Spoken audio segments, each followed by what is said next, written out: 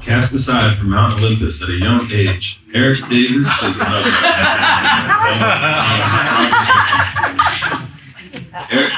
Eric Davis, PhD, is an author, a scholar, and podcaster living in San Francisco.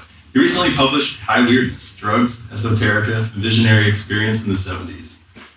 His other books include Nomad Codes, Adventures in Modern Esoterica, and the acclaimed Technosis, Myth, Magic, and Mysticism in the Age of Information.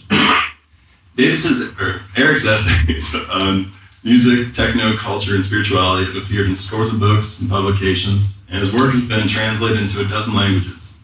He explores the cultures of consciousness on his podcast, The Expanding Mind.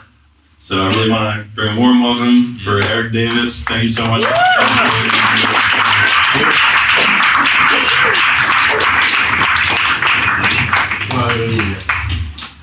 Hey folks, well, it's great to be here. I'm really happy you found a home. Sounds like a lot of stuff going on here. It's really exciting, crazy, overwhelming, disturbing, fascinating period of American psychedelic history.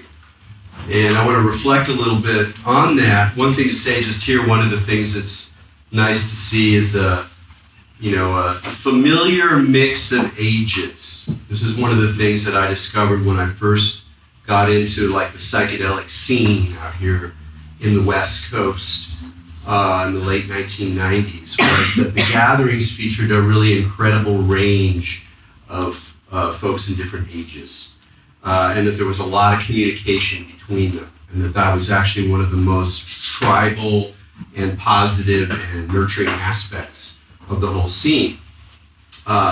It's also an interesting one because it means that some of the experiences that shape some folks are quite alien to younger people, particularly. And when I was thinking about tonight's talk, I'm going to talk about my book, but I've been shilling the book all year, so I'm a little sick of it. But I'll give you some bits on it, and we'll come back to it at the end.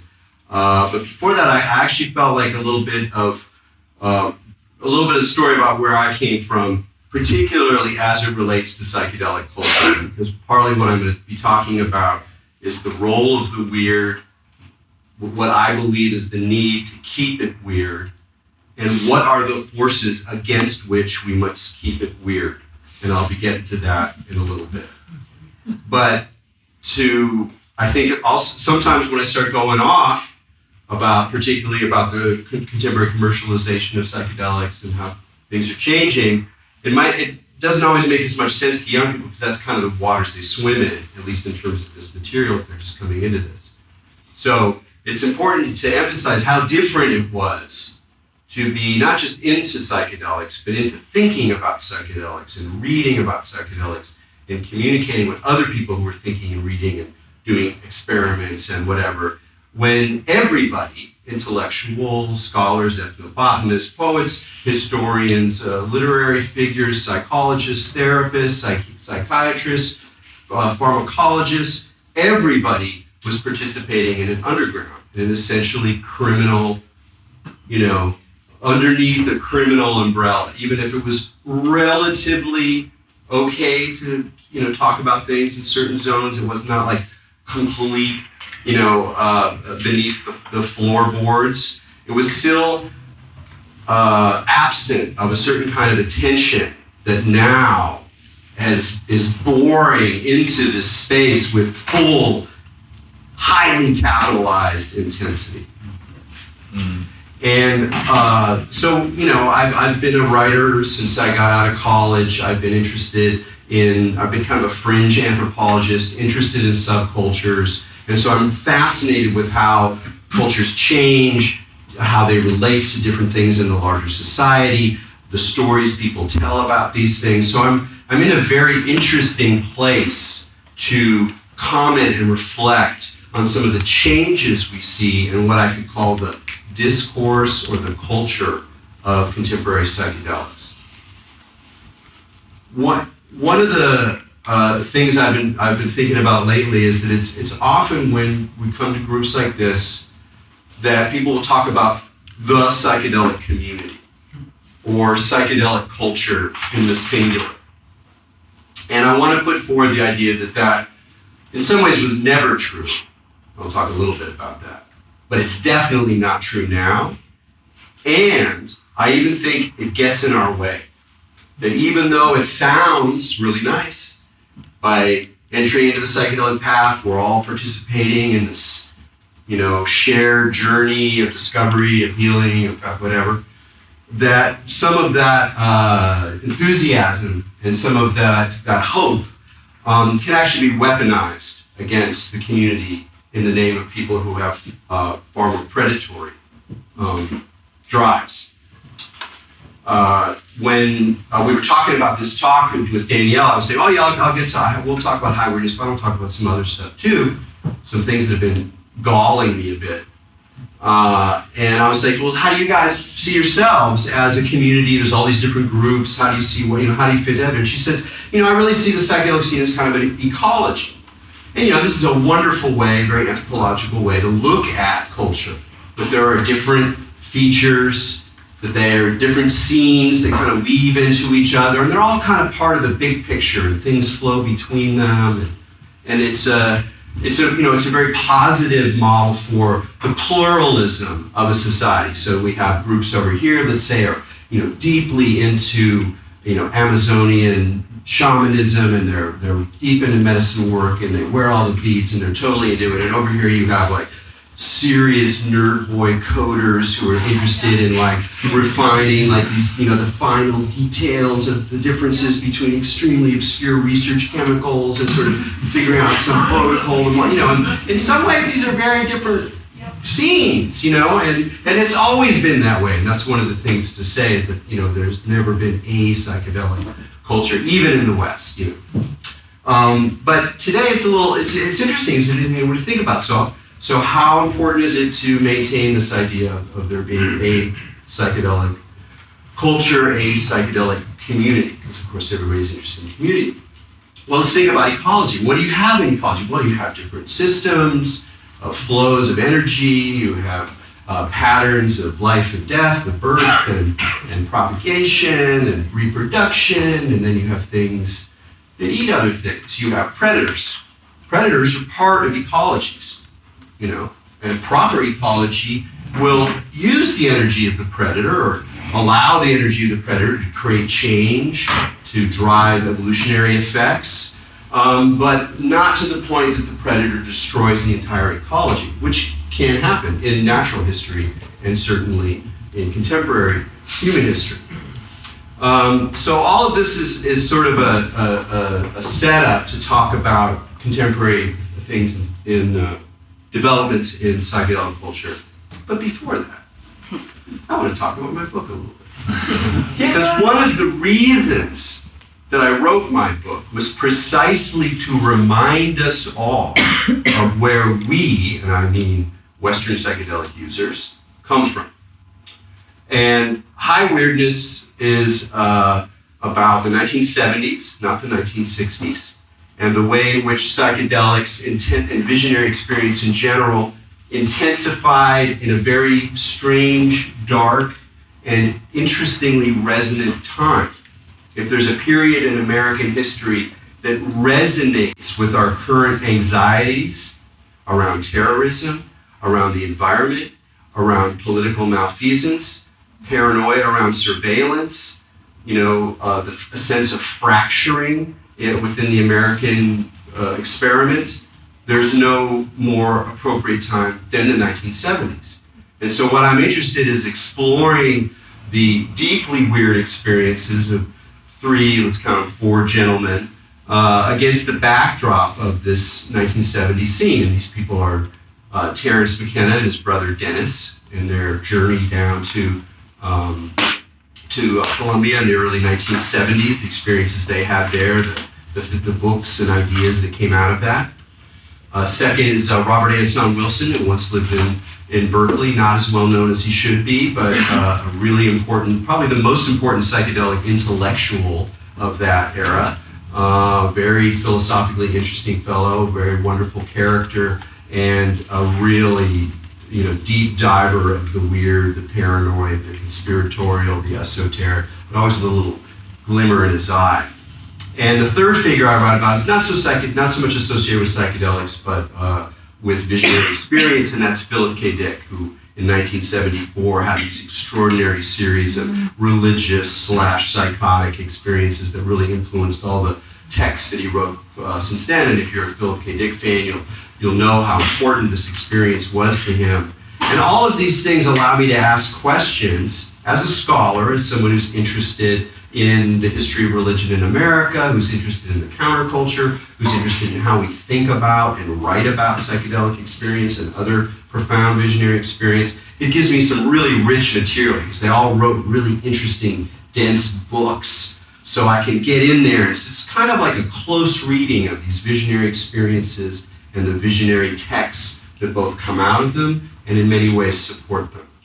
So at the end of the talk, I'll come back to the topic of the weird and what I mean by the weird. But I wanted to sort of say that one little bit about what I mean by the weird is what we just can't know, what we don't know, what we don't understand, what confuses us in a way that we could get scared about, but we don't necessarily have to get scared about. When we confront anomalous experiences that do not fit in to our models of how science works, how causality works, how the brain works, how experience works. And what do we do with those things? Where do we put them?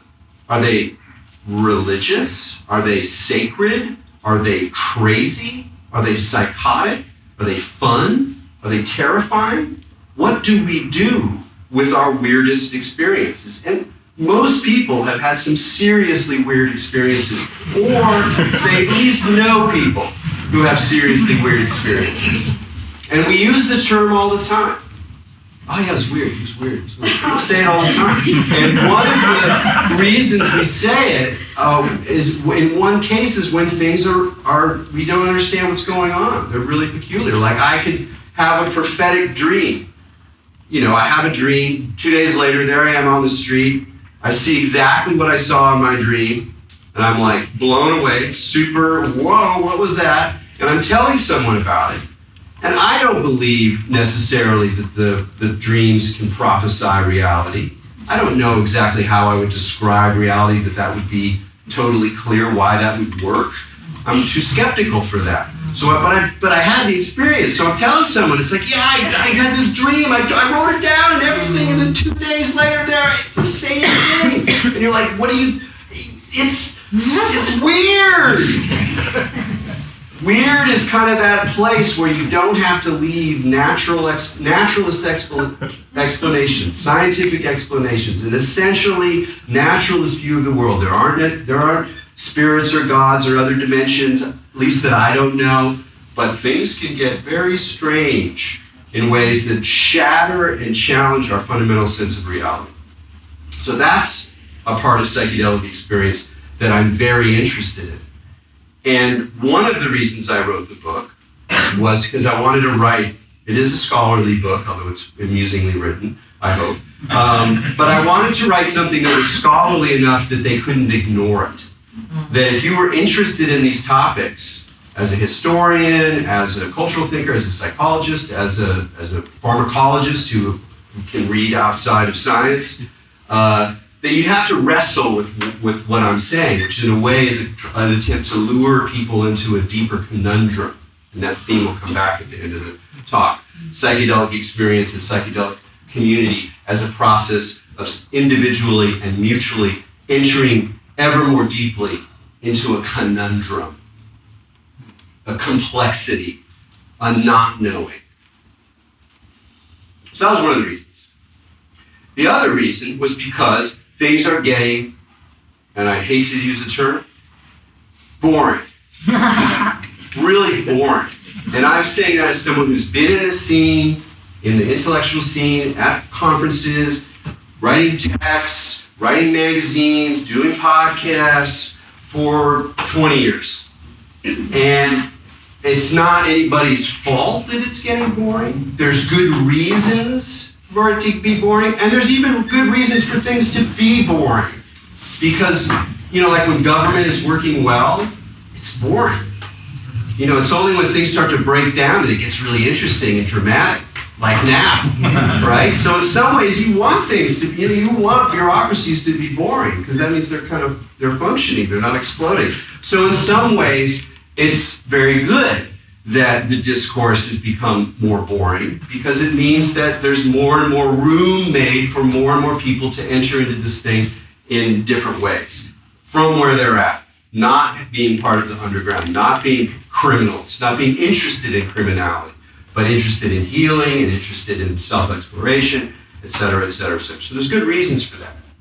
But I am concerned, not that this stuff will go away, not that the currents of the weird, of the edgy, of the fantastical, the strange, the radical, the unknown will disappear, because I think they're inherent in psychedelic experience, particularly in stronger psychedelic experience. So I don't want to frame it like I'm saying this stuff is bad and it shouldn't be happening. I really want to insist on that.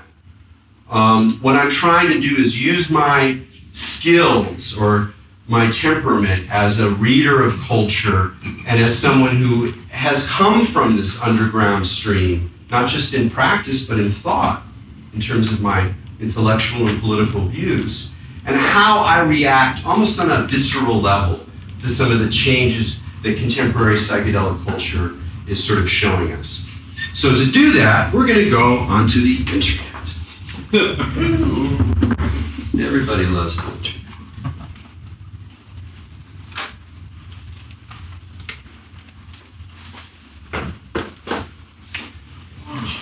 Like right now. Well, you can fuss with that while I keep talking. One of the first things, so what I want to do is just go through a fairly quick overview of a number of sites and events that are happening inside the general space of the commercialization of psychedelics. Now, the first site, and I'll just start talking about, here we come up. Okay, great, it's good. It's only going to get brighter. Here, I can move back a little bit, but I need to handle things. So one of the first sites where the issue around commercialization really became very visible was with Compass Pathways. And I'm just going to do really light overviews. You guys can go into the details. If I go into the details, I'll probably get some of them wrong. But I'm pretty good with the facts that I have. So one of the things about, I don't know how to make it stop doing that. Do you know something? Stop doing that? You want to do? Can you go do it, boss? Thank you, boss. So one of the things about the Compass Pathways did is that they came out and they're saying, hey, we want to do psilocybin therapy, because psilocybin therapy is clearly going to be a really powerful source of healing. And whether or not the healing is true, that's almost beside the point, but clearly there's a lot of robust evidence for healing properties, at least relating to depression, which is the main thing that they're looking at. So they first presented themselves as a nonprofit organization with all the best intentions, They knew everyone, they were hanging out with some of the greatest researchers at Johns Hopkins, and they were woven into the scene. They were part of this world of like researchers, but had some kind of interest maybe on their own, but it was sort of hush-hush, couldn't go out tell. So they're part of that scene, drawing in a great deal of information from the open scientific, open psychedelic-friendly cultural framework. And then at a certain point, when one could say cynically they had amassed enough of the information, boom, they became a for-profit corporation. They burned all those bridges, and they hunkered down with their plan. Now, they've just announced that they finished their phase 1 trial with a bunch of positive effects, but all I want to do is point out two things that they've done. One, because the only way you're going to be a for-profit corporation working with a mushroom is to somehow figure out a way to patent something about the mushroom. You can't patent the mushroom because it's just a mushroom. However, you can patent the method you use to produce the pure psilocybin from the mushroom. So it's really easy to do.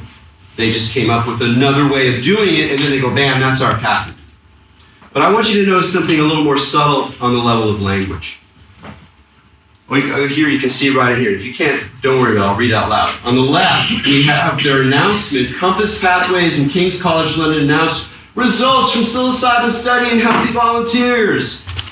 Comp 360, psilocybin, was well tolerated in healthy volunteers.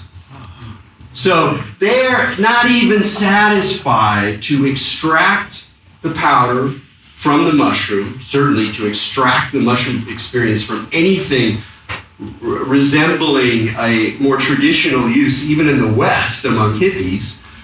It's not only satisfied to extract psilocybin from that and use it as a tool, but they need to rename it. They want to rename psilocybin as their own property. Okay, so I don't gotta say anything about that. You know, we could talk about whatever. And I want to insist, I'm not super, like when all this stuff started happening, there was a certain wing of the psychedelic culture that got super militant, anti-capitalist, social justice, oh my God, you know, take it, and they got real, and interesting divisions started opening up inside psychedelic culture, because even leaving aside the forces, the incoming forces of capital, which is mostly what I'm talking about, things are changing inside even the kind of more earthy, been here for a while psychedelic culture. There's been divisions around how do we think about capitalism?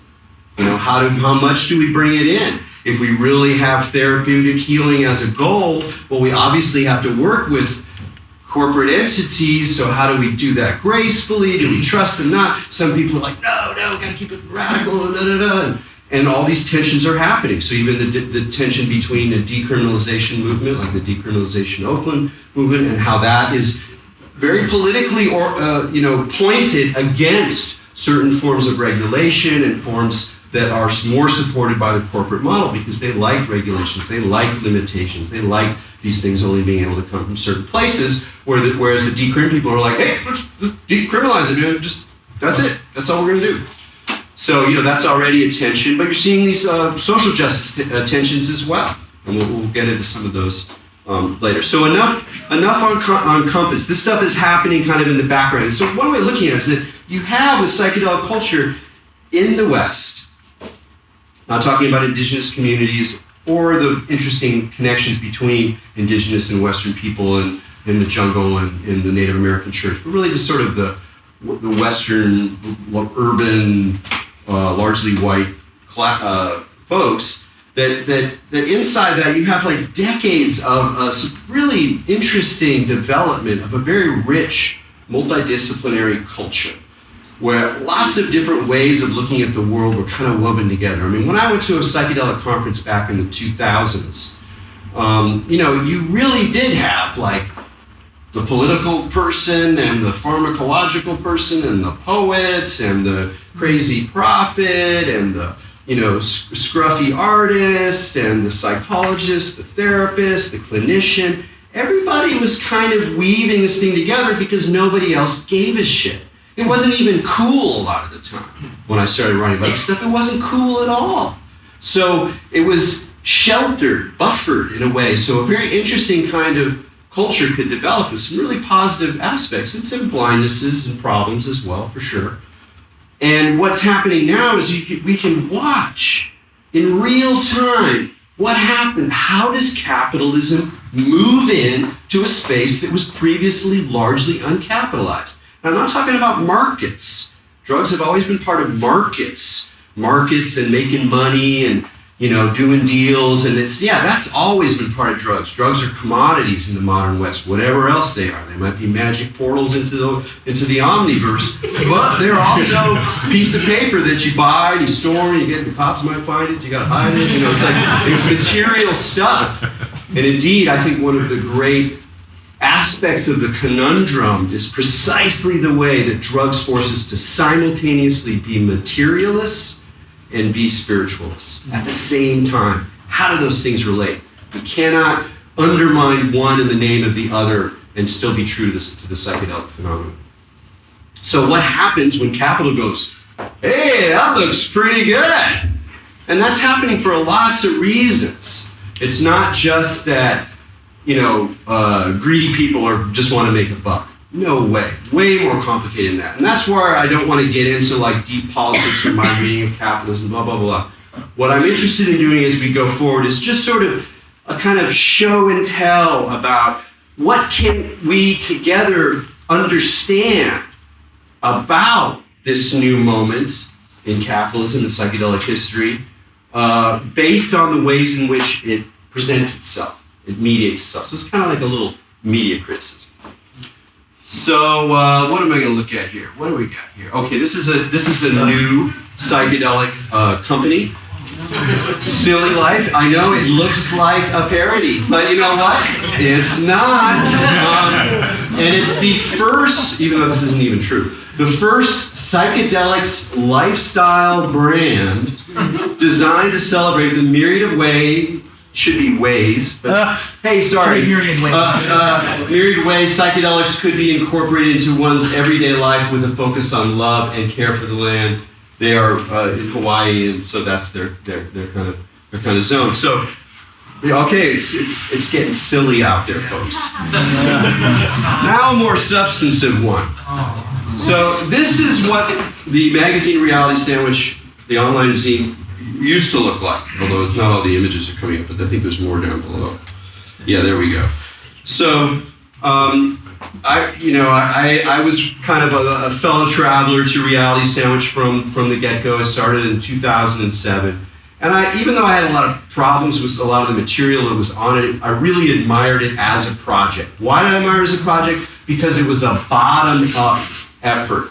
It reflected an earlier phase of internet culture that was not dominated by big monsters who were holding on top of all of the flows of information. Instead, it was inspired by an earlier, scruffier, kind of hippie aspect of earlier internet culture that really emphasized the democratic and the open-ended and the grassroots and the bottom-up. Because basically they were like, you got some weird psychedelic thing to write about? Come on.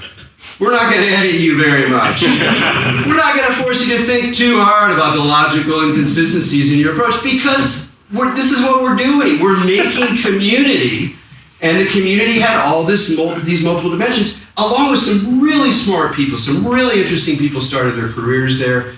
Charles Eisenstein's just one example, but there are, half a dozen really solid folks who went on to do great work, and then dozens more. People like me would lean in. People like, lots of folks are doing it. It was this crazy romper room, wacky, funny, sometimes brilliant, sometimes irritating zone, and it really was a reflection of the community or the communities at that point. So there we go, Reality Sandwich moving along. Things start to get a little creaky, not enough money, just like the Psychedelic Society. But there's never very much money in the psychedelic scene. Having been around it for a couple decades, I can report that nobody was ever making very much money off this part of the scene. I mean, there's probably a few, acid dealers out there doing okay, but that's not that easy. So, so they're just kind of going along, and then the exact story is a little complicated and a little bit unclear, but basically, even though Ken Jordan, who was one of the original founders and a good friend of mine, was still involved in the Evolver organization that owned Reality Sandwich and had no interest in selling it, the CEO of Evolver did sell Reality Sandwich basically out from under Ken and all of Ken's crew to another organization called the Delic Corporation, which was founded by two high times people interested in psychedelic entrepreneurship. So it's currently in court, but I want to let's take a little look at the new Reality Sandwich, shall we?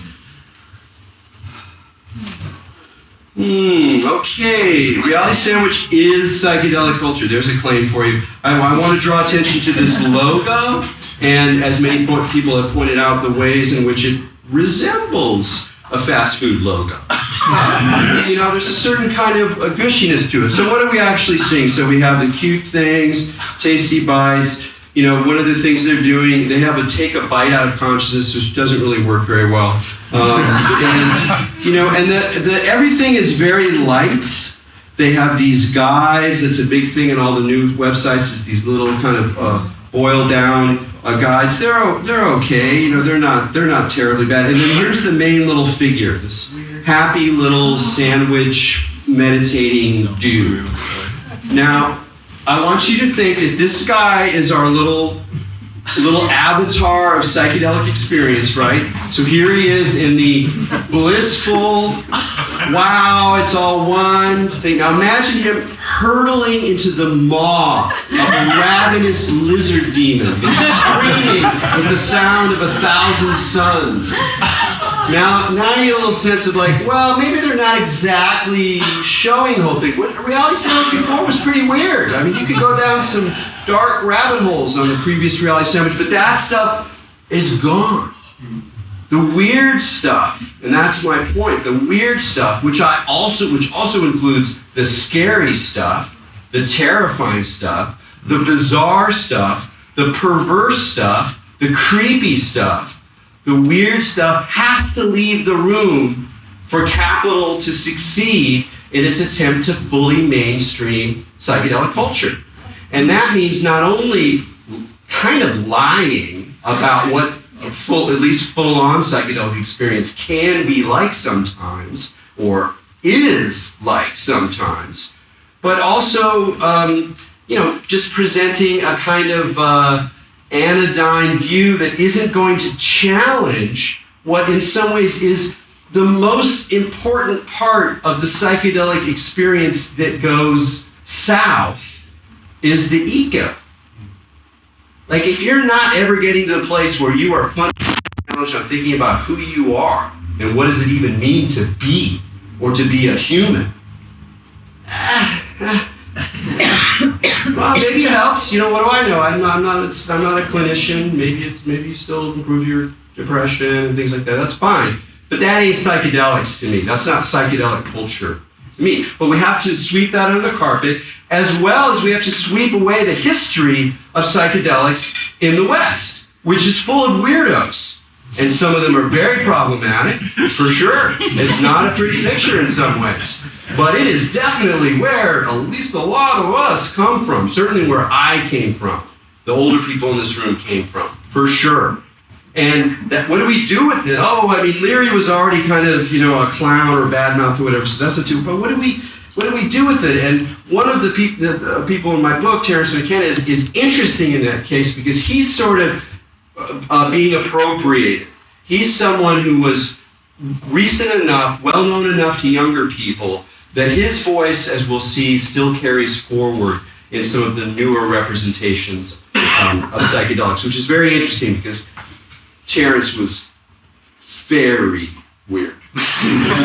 So here's another, this one I like because a lot of the new mainstream really emphasizes the practical, the pragmatic, the scientific, the clinical, helps you with stress, helps you with PTSD, helps you with depression, all the pragmatic stuff that suffering egos like mine and all of ours want because we're suffering and we want it to go away because it sucks. And life is hard and, this is a crazy time of the world. So there's less on the kind of spiritual stuff, on the more metaphysical, mystical, cosmic, indigenous material. But this one is I just love it. What is a spirit guide and how to find yours? Consciousness healing, spiritual transformation. We get this weird kind of anime image. And this stuff is just like, what is a spirit guide? It is completely removed from any kind of context. Anything. In Western esotericism, in indigenous thought and practice. There's nothing. It's the most thin, it's almost like an app. Well, a spirit ally is like an app. You just call it up and it does things for you. Whatever, let go of control. That's a great, it's good stuff. It's not like there isn't bad things in here, but it's just, I'm just giving you a flavor. We're gonna keep going here. So here we're gonna watch a 3-minute trailer for this new documentary called Reconnect. And you'll see Terrence in here, and hopefully the sound is loud enough, so you probably want to be quiet because you don't have the greatest sound. We're in This is a dark Terrence. age. We've lost our compass. We don't know who we are. We don't know where we want to go. What is to be done?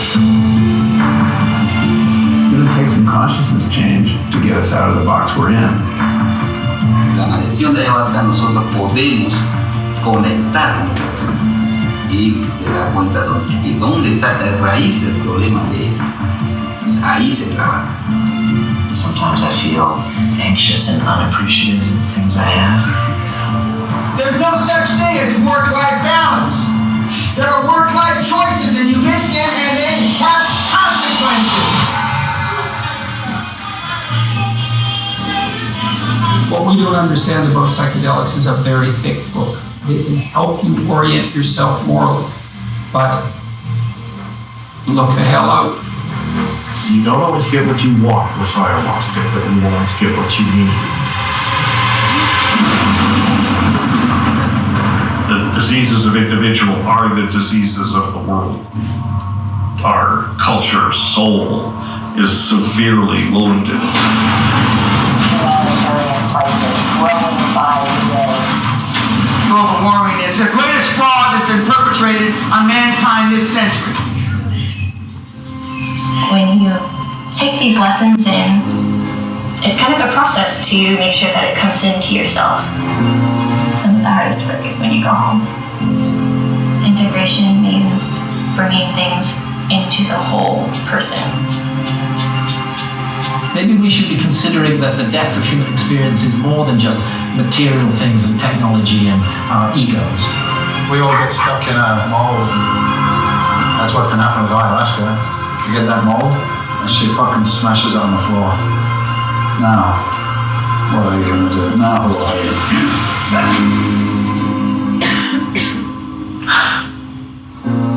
Heavens are collapsing. This is the time to change. If you want to raise human consciousness, there has never been a better time.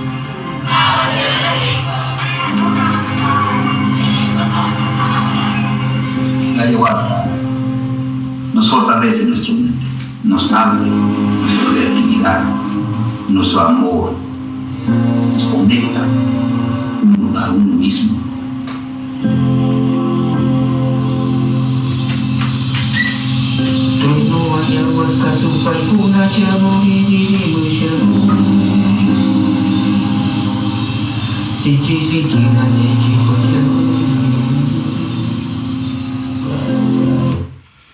All right, so there we go. It's interesting. You know, I agree with some of that stuff that's in there, and I want to insist again that I'm not sitting here going, oh, this is all lame just because it's all pop and da da da.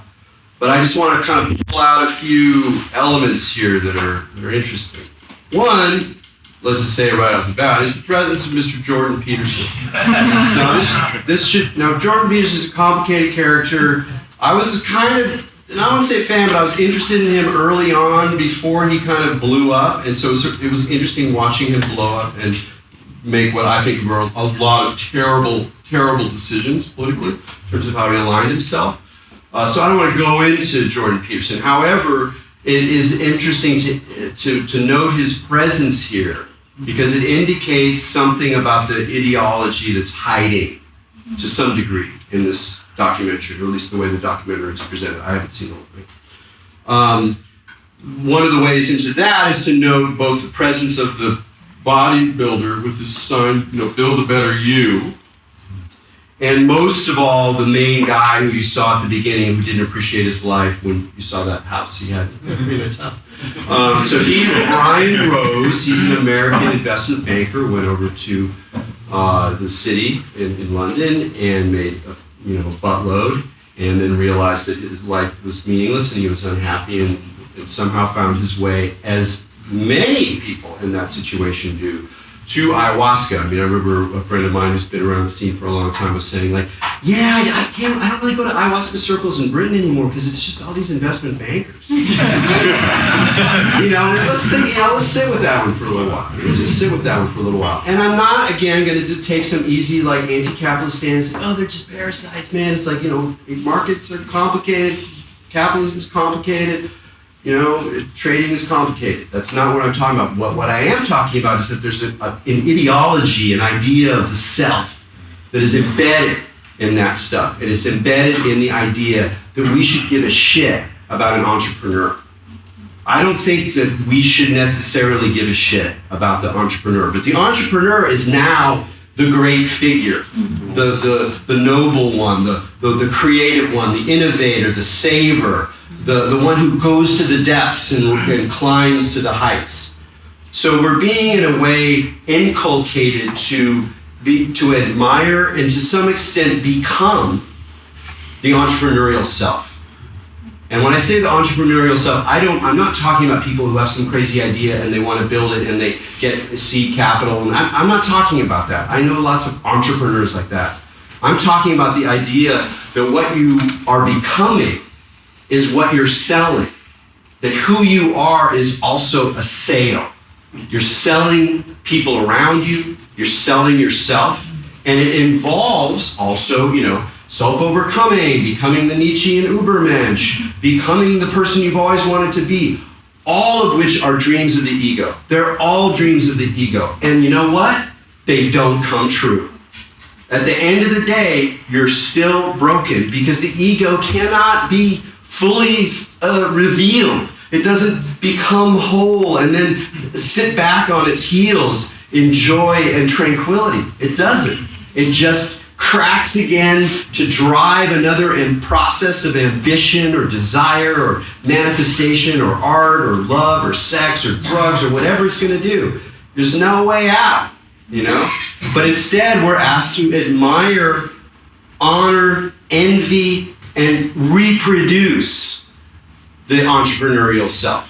And that ideology, which has to do with the right, which has to do with the alt-right, but I'm not going to go there because it's complicated things. If you really want to talk about it, you can ask him questions. But again, the figure of the Jordan Peterson who stands up for stop being victims, be yourself, be strong, clean up your room, make fun of trans people, whatever. And there are aspects of that worldview that I think are very psychedelic and very powerful. I do think there's a deep responsibility we have to take for our own conditions, that we can't always be victims, that we have to affirm ourselves even in our difficult situations. So it's a tricky scene. But let's explore a little more. So I was I saw that thing because Dennis sent it to me, and I was like, yeah, Dennis. And then also, one other thing to say about that is the story that we're going to change the problems in the world by changing consciousness. This is the oldest duck in the book. It's a canard, literally. And it just keeps on quacking, And if it didn't happen in 1972, I don't know, maybe, And I'm not saying we should be cynical about the ways in which our own personal transformation relates to how we show up in the world or how politics changes. Of course, there's deep, intimate connections here. But it tends to support a view where you as the individual are responsible for your own life, and you go out as an individual and you try to make yourself as an individual. And if you do it right, and if you listen by our program, and if you talk to our experts, you'll do that well, and then you can succeed and be happy and be somebody else that other people admire. And that whole system is not going to cut it in the situation that we're in. So I was like, okay, so where are we going to go with this? So I wanted to go, okay, Brian Rose. Who's Brian Rose? Okay. So Brian Rose, now what he did is he took his immense wealth, and then he said, okay, I want to be a psychedelic thought leader or a transformative culture wellness thought leader or some connection of those things. And unfortunately, having a lot of money really does shift the discourse. It really does change how people receive information, how they model themselves, where they get their information. Like the Psychedelics, the San Francisco Psychedelic Society could be putting on the coolest events, the best events, oh my God, whatever, but they are not going to come up high in the SEO ranks on Google. Why? Because they don't have the money to spend on all the wizardry you need to come up on the first page. But someone like Brian Rose does. So here's his little empire. What we're going to see here, this is London Real, is mostly a podcast. We're going to come back to the 2020 Life Accelerator moment. First, I just want to point out, there's one black dude there, but it's a good Asian guy, but it's not too good. It's all right. And here we're starting getting things. So here's the challenges, like dress for success challenge. Okay, so we're really in a kind of different space here. We've definitely left, the Dead Show. Not the Dead Show weren't investment bankers, they were, but they didn't do the dress for success thing, Now we're going to go look at his 2020 Life Accelerator. So this is where the rubber hits the road for me. I will mentor you to transform your life and make your best year to master your mind, master your body, master your future. What is that? That's the voice of that, capitalized entrepreneurial ego. And I'm turning to this guy because he's a thought leader, and he made this cool documentary with Dennis McKenna. Dennis McKenna's cool. Oh, look, they're drinking ayahuasca. That must be really cool. Okay, let's see what's going on. Well, it's a little more complicated than that, isn't that? Now, I like self-help, sort of. I've read self-help books, Sometimes if you're really challenged, you need that kind of thing. It's not a black and white situation. But I'm sorry, mastering the high performance habits, all of that language is all about the way that the backstory here is to talk about, capitalism is such an abstract word. But one of the things that's happened with contemporary capitalism is that it puts more and more pressure on the individual to turn themselves into a node or a probe of capitalist activity. So it's not like in 50 years ago, I just have a job. I had a job at GE, and I had a pension plan, and I came home on the weekends, and I was part of the corporate world, but I just had a job. But nobody just has a job like that anymore. We're all giggers, even if we're getting paid great from Google, because the very nature of corporate structures, of challenges, of novelty, is all putting pressure on you to be more the greatest you, the best you, even-tempered but very creative and willing to work for very long periods of time and not crash, so you have to have really great drinks with cashew juice and probiotics because otherwise your guts would turn into snakes because of all the pressure you're under. But so we're in a situation where the wellness industry, which is now fully part of this model, the wellness industry is allowing this kind of overtaking of our personal experience under the drives and demands of capital. It's like the cushy thing that catches you, the weekend retreat or the pampering or the softening or the meditation to mindfulness that allows you to detach from the emotions of rage and terror that arise when you think about the circumstances of your life. And I'm a meditator. I love that stuff, but it's a complicated situation, and I don't think Brian Rose has a fucking thing to say about that in any meaningful way. And I don't really want him to be part of this zone. So I'm like, reconnect? To what? What am I plugging into? And that's where I'm saying this thing about stop thinking about it as the psychedelic culture. There's Dennis McKenna, they're drinking ayahuasca, they're respecting the shaman, they got the ecology at the end. This is groovy. This is like what I'm into. It's healing people, it's helping people. Unfortunately, it's a complicated zone. All right, I'm not going to do this too much more. I'm just going to point to that. It already tells it for me. So there we go. Welcome to the third wave. Now, the third wave is a new kind of psychedelic magazine, podcasting, thing that has a lot of money and really smart people because their SEO is really good. Really good. They come up top 5. Boom, boom, boom. I don't know how they did it. But here we have the first page. Become superhuman. Now, their main thing is microdosing. And their site's really interesting to look at because I actually went down, and if you go to their guides, and I was impressed with the range of compounds they included, like Datura, which is not your everyday psychedelic, Ibogaine's no joke, they're not kidding around. And I went in, and their summaries are great. They're really well written.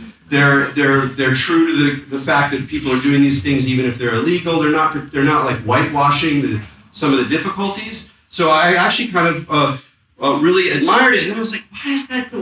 What's really going on here? Because most of it's about microdosing. And the microdosing stuff is all super egoic. You know, it's all about you getting the thing that you need.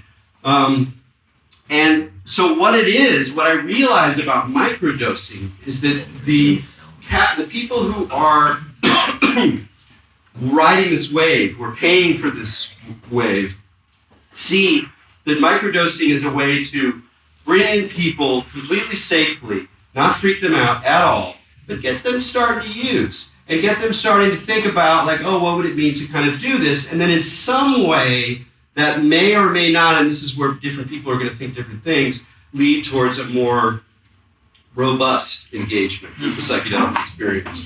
Now, how that happens and how it relates, it's not for me to say. If people get value out of microdosing, I don't care. Great, go for it. I'm too libertarian to bother about it. But it's just interesting to see the way that it's becoming the sort of edge of the wedge and who it's designed for. I mean, this site is not designed for the people in this room. That's okay. Maybe they're going to benefit from it, but it's a Trojan horse. And I could not resist sharing the following page with you, which is the personal page of the founder of Third Wave, with the excellent kind of groovy name of Paul Austin. And I don't want to make fun of Paul, but I can't help it. So, when I saw this, I was really laughing until I wasn't. You know, and again, is he a bad guy? No, he's probably not. He's probably had some crazy experiences. You know, I'm not into that quaff, the millennial quaff thing. I can't deal with it on the guy. It makes me think of like in the 60s when the jarheads would like, you hippie, get your hair cut. You know, I feel like that was like, dude, let's muss it up a little bit. Nice, you know? So yeah, who is Paul Austin? So part of what's going on here, I mean, not just make fun of this actual person behind this mask, is that we're dealing with a mask. And that, is this what we're talking about? That we create these heroes, often white males, who have it together. They're on it, they're crisp. They've actualized, they have their achievement lined up. They have really good ways of managing their time. They do all the right, you know, whatever. They're work 4-hour work week guys. And they're the ones that we're looking at. We're not looking at a shaman. We're not looking at a picture of a jaguar. We're not looking at some freaky deaky 14-year-old cartoon of like weird, you know, clowns in some interdimensional space. We're looking at a really well-established ego. And I could go, I've been ranting for a little while here and I'm going to come back. So I could say more. There's more here to be said, but we're just going to go, we're going to go. So here's one of their, this is the retreats they run, synthesis, and they take advantage of a nice gap in the law in the Netherlands, which is that while psilocybin mushrooms are illegal, the sort of dense truffles, they call them, that are sort of dense balls of mycelia, which aren't fruiting mushrooms, are not illegal. So you can basically take mushrooms legally in the Netherlands. So we're pioneering transformative wellness, which is pretty, someone got paid for that one. Transformative wellness. It kind of rolls off, you know?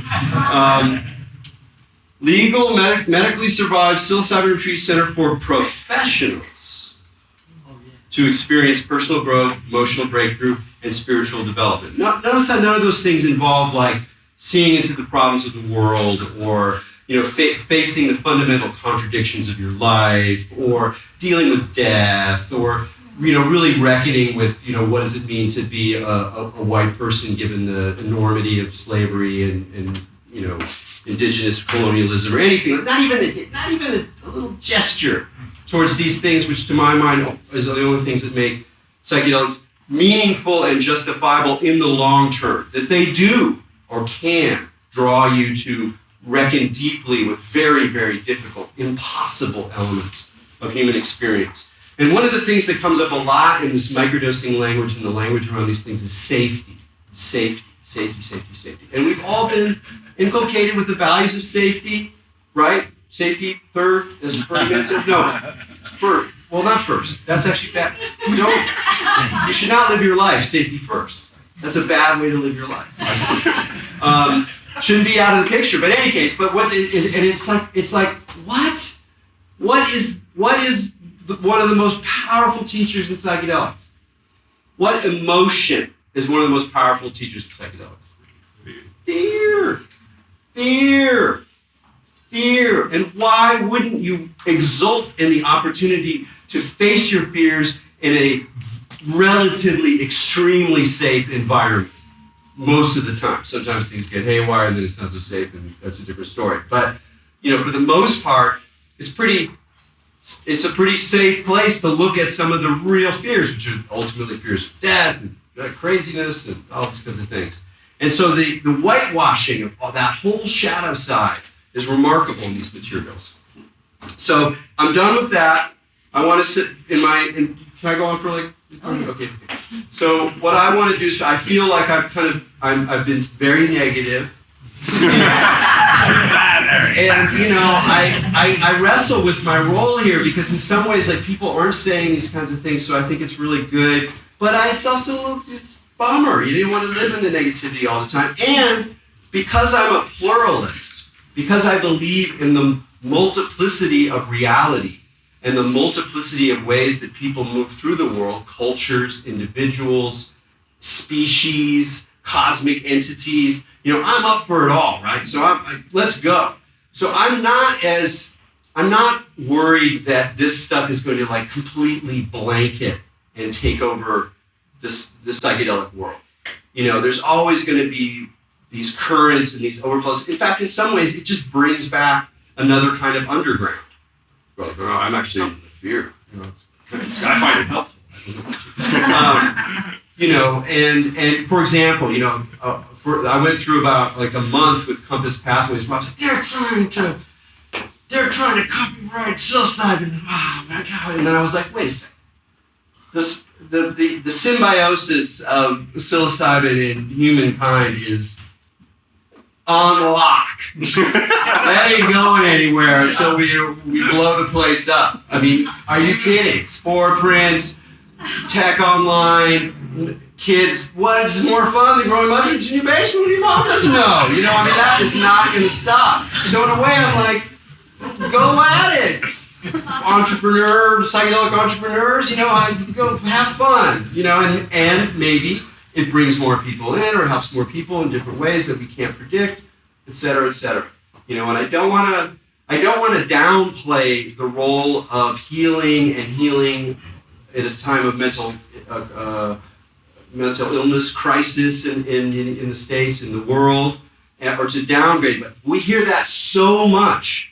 We hear that so much over and over about healing and medicine and helping people and over and over and over, that we have to remember that too, though it can be true, and is true in many ways, is also a hammer to beat other things down.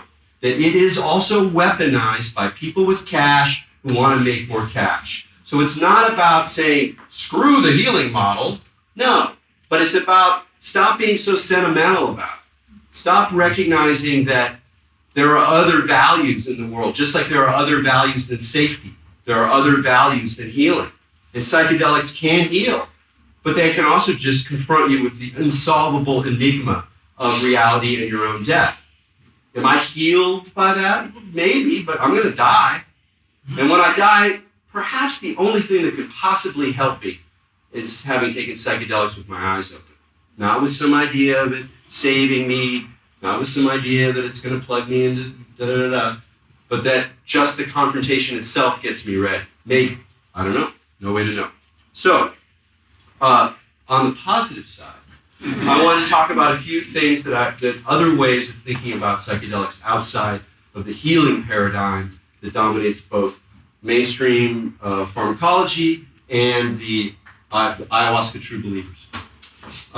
And one of them, okay, so you're a modern person, you're secular, you're scientific, you don't like the woo, but you're into psychedelics. You're kind of attracted to some of this stuff, microdosing, working well, I'm an entrepreneur, I'm a coder, and stuff. I want it to all work. This is an attractive story. There are other ways of doing this. I would point to both Erowid, whose lack of amazing new graphics should tell you something about money, but who gets money, and how long they've been doing this, and what culture they come from. And even more so, an Erowid, for those who don't know, is an information resource, and it's an immense encyclopedia of drug use with an incredible set of experience reports that help you kind of understand what kind of experiences other people have in ways that you might be interested in. All the other sites refer or hoover their data from Erowid. Another one along these lines is the Psychonaut Wiki. Now, if you look at the Psychonaut Wiki, which isn't just about psychedelics, but also lucid dreaming and other altered states things. And these guys are super materialists. They're like hardcore anti-woo. And they're like, it's done by these like two 20-something, I don't even know how they, anyway, very interesting people. I don't want to say what gender they're representing because they're pretty trippy in expression.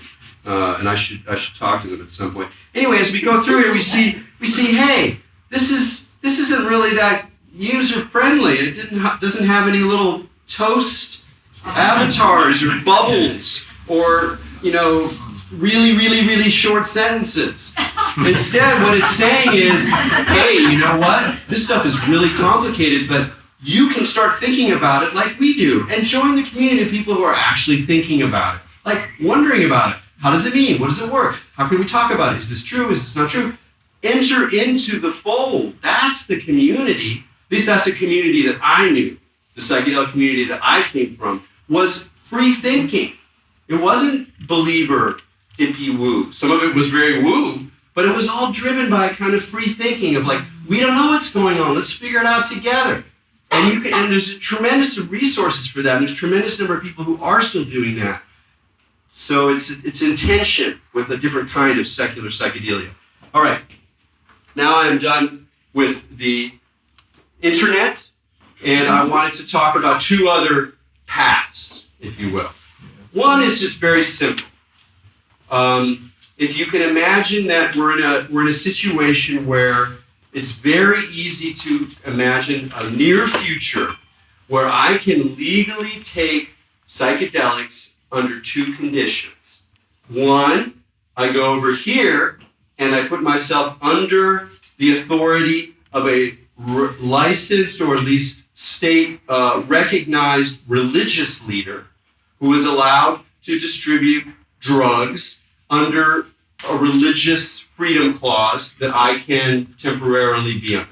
Or I can go over here to my Compass Pathways Therapy Lab and legally take psilocybin under the aegis of a state licensed therapist who's going to And that's it.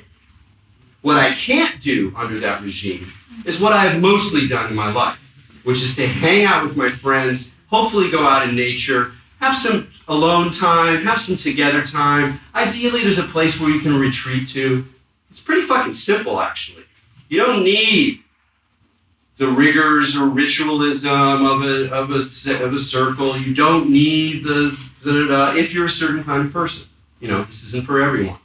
But it's a very powerful way. And I would even call it a way of enjoyment. Can we stop always thinking about these things in terms of healing and spirituality? Yeah, healing and spirituality are also both expressions of joy, of living joyfully, of being of learning how to be joyful even in the face of death, even in the face of the conundrum, even in the face of confusion. And I think that psychedelics are one of the greatest ways to learn that kind of joy. But that's not about a religious authority structure. It's not about a healing regimen that's licensed by the state. That's fine. Great. I love it. I've done whatever. But it's really important, I think, that people who are kind of in the middle to really be very vocal and clear about some of our modes and protocols and joys and reasons for doing this, and not just be completely swamped by the dominant language of healing. And finally, I'll come back to the weird and keeping it weird, and which also means very much keeping the keeping the nightmares in the house in a way. Don't thinking you can chase them out. Befriending your demons. So the weird is really just a kind of offer to not know, but to not know within the very fabric of your experience. And once you start opening up to the ways in which reality is curious, strange, sometimes evocative, poetic, bizarre, a little perverse, maybe even sometimes a kind of demonic, it's just that it's not as normal as it looks most of the time, if you start paying attention, then that becomes its own kind of route. But it's not necessarily a route towards the sacred, or it's not necessarily a route towards the final healing. It's really, in a way, a kind of experience of limit, of what we can know, of what we don't know, and of the willingness to sit with the ambiguity, the humor, the bizarreness, the vague unsettlingness that sometimes gets less vague than even that. But the willingness to take all that stuff on as medicine, sure. As homeopathic doses, sure. But also as practice and celebration of what to my mind is a core current of psychedelic culture. So, thanks very much.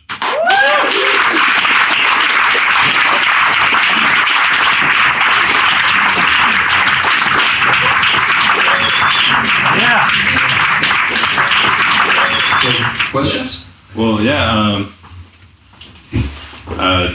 Show of hands, does anybody have questions? Really?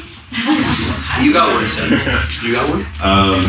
What's your real middle name? There you go.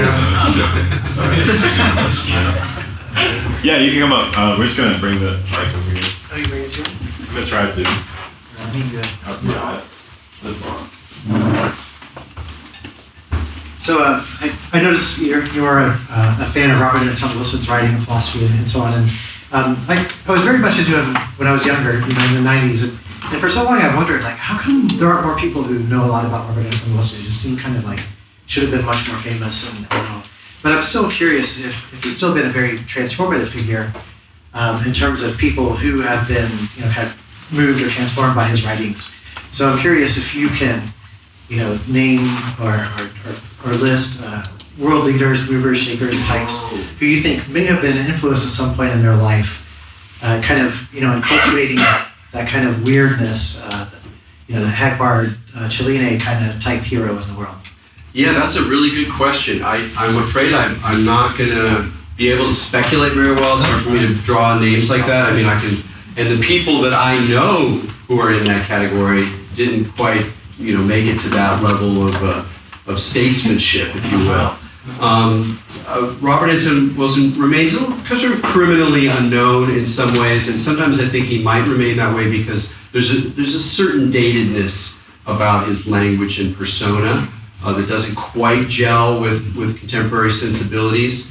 But I think he's an extremely important figure to wrestle with, particularly because he was one of the first people who was very aware of the connection between magic or esotericism inside the counterculture and conspiracy thinking, and the way in which conspiracy thinking was a kind of, let's call it, imaginal politics. And reading the Illuminatus now, in fact, even just writing the chapter I wrote about the book that he wrote in the 1970s and his own experience being sort of overtaken by all these synchronicities and basically kind of going psychotic briefly, partly because of all the weird things he was doing and the acid and the tantra and the meditations and the positive thinking and all this kind of stuff. I mean, he really kind of broke his brain, and then he found his way back, and then he wrote a series, mostly of nonfiction books, but also fiction books as well that are really, really interesting. So part of what I wanted to do was just to get more attention on him.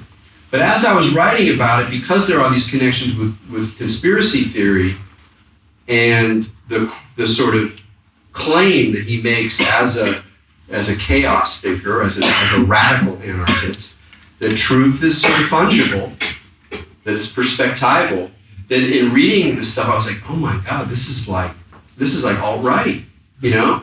And in weird ways, there are aspects of what for him was a very libertarian in a hippie sense, attempt to point out the chaos in life and celebrate it as an erotic possibility of multiplicity and difference and humor.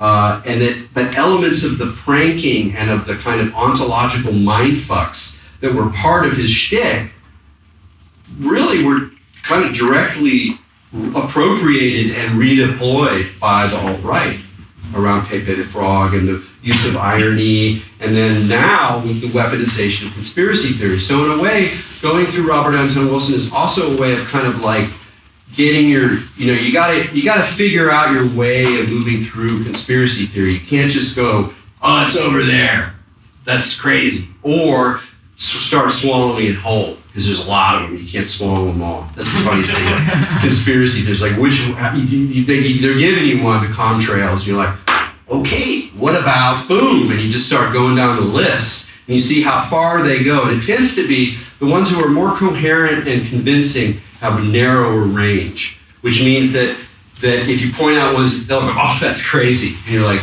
funny, huh? And the ones who believe more and more and more and more, it just becomes amorphous soup, and it's impossible because you can't have one mastermind when all of these different things are true at the same time. So anyway, as a training exercise in the attractions and absurdities of conspiracy thinking, I think his work is particularly important now. But I don't think it's very widely read. I really don't. And it's particularly good when you're young. I think it's really good for like Nietzsche. You should be 15 when you read Nietzsche.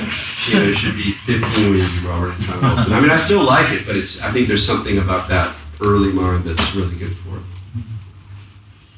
So anybody else? You in the back. Go ahead.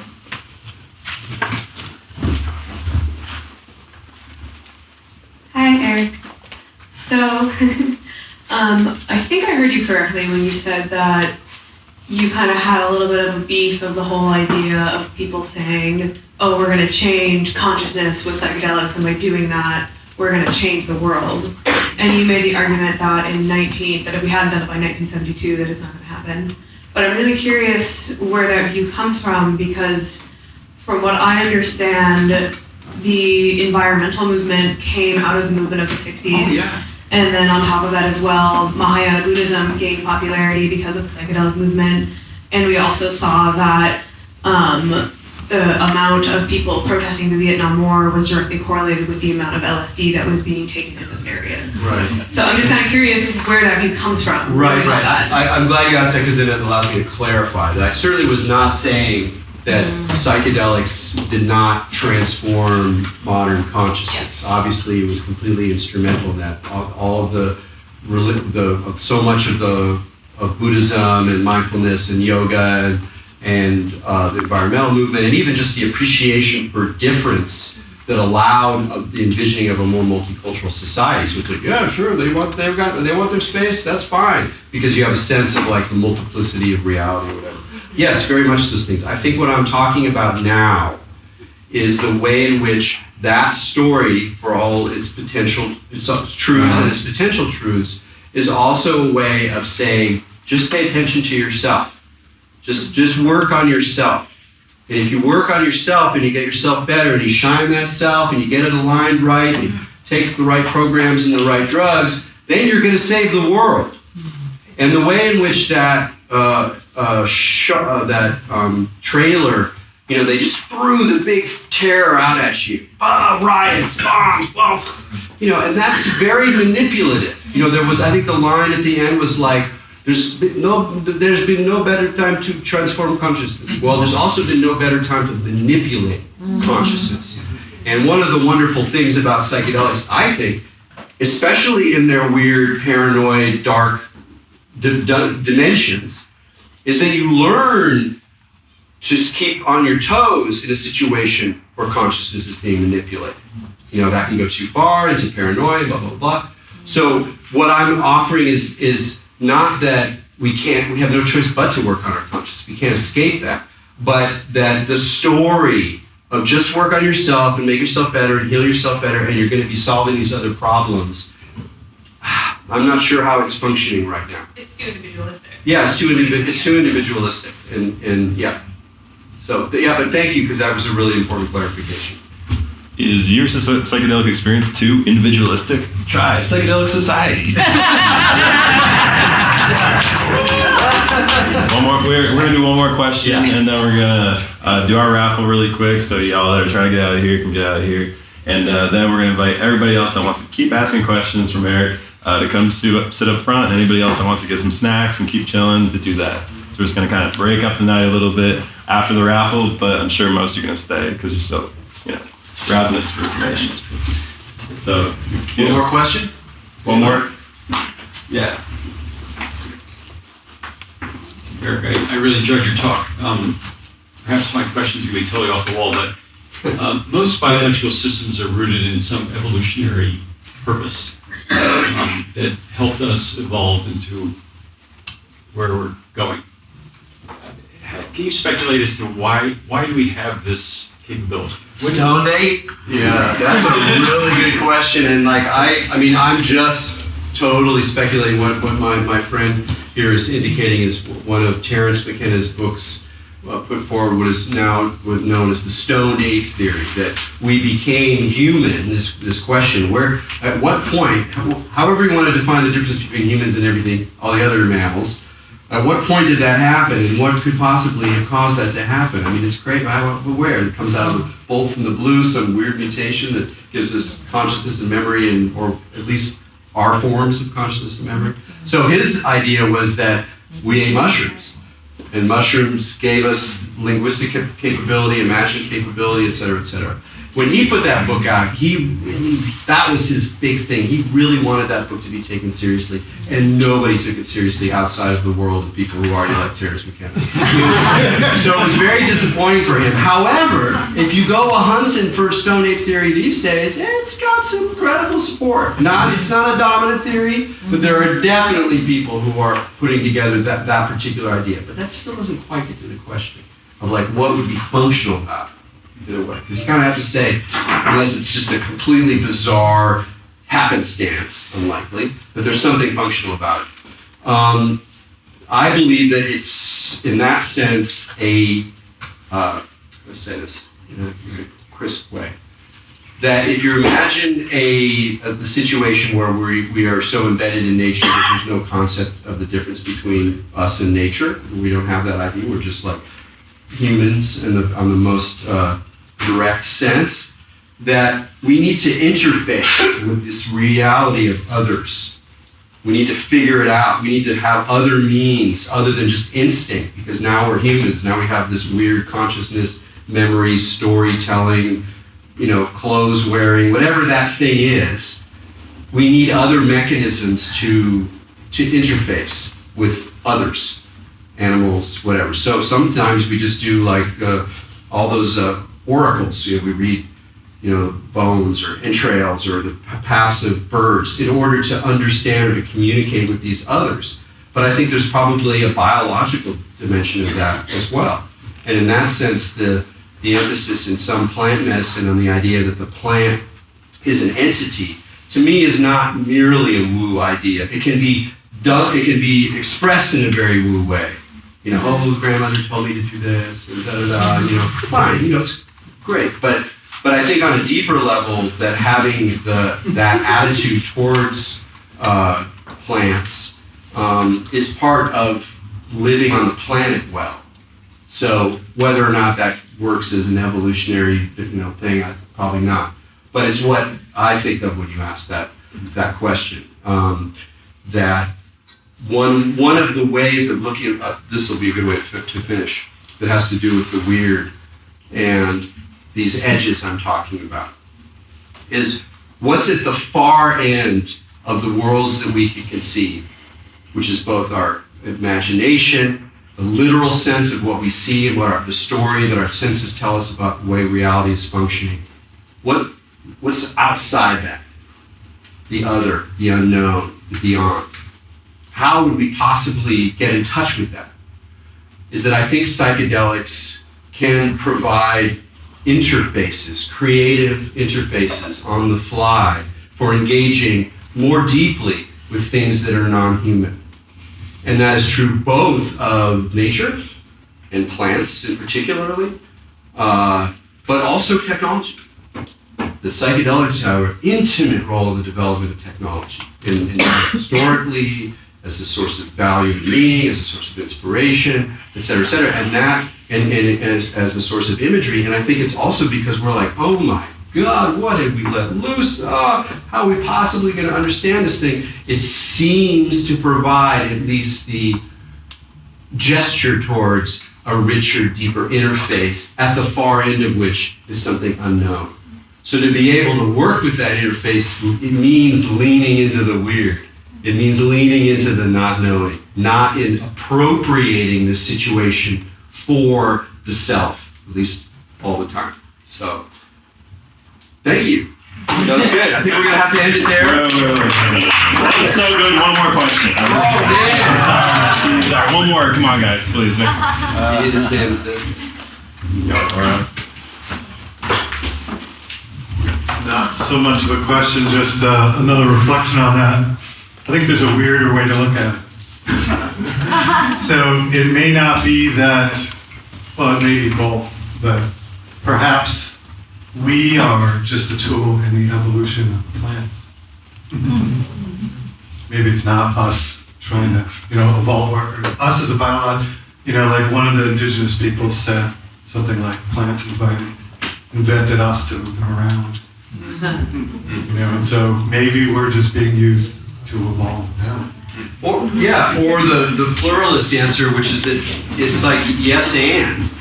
That's the thing. If you have a situation of a genuine symbiosis, there's at least two narratives there, and there's not one dominant. You could maybe say a meta narrative. Well, symbiosis is two coming together, but from within the activity of life, you have two different kinds of stories.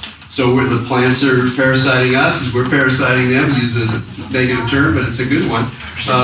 And that's this kind of crazy dance. And that, again, I think underscores the value of ambiguity, of not knowing, of respecting the otherness that's coming your way more than you trust the models and ideas that are pushing out in order to try to map what you can't understand.